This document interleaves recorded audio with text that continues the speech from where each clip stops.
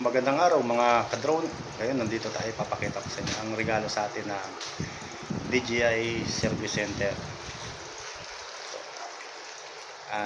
Landing pad ata ito. Titignan natin ngayon. Service Center na ito ay sa DJI mismo. Authorized Service Center. Bisitahin nyo na lang, may mga unit din silang available doon. All kinds of unit ng DJI product. Yan na rin ang repair shop nila, replacement ng mga drone kung mayroong warranty. Bisitahin nyo na lang po sa La Fuerza.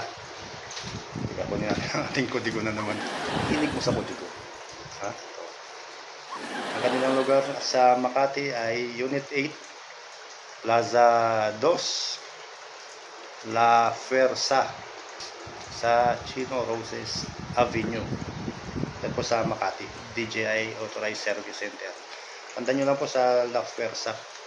Diyan din ako bumili ng replacement unit ng Avata 2. Tapos sila rin yung nag-repair at nag-replace nung wheel spray natin. So trusted talaga yan. Ano naman, may regalo pa. Sa lang ang tagal ko nang nagdo-drone. Pero ngayon lang ako nagkaroon ng landing pad.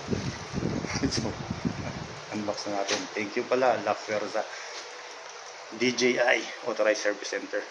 Yun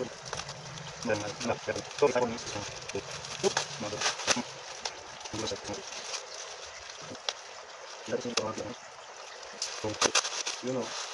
Yun siya. Wow.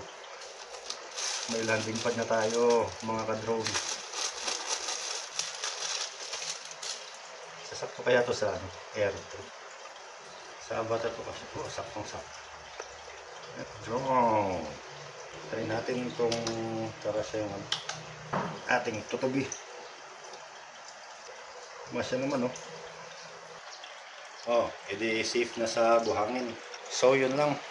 Paano mga ka-drone? Laging tatandaan. Ride safe, fly safe at stay safe mga ka-drone.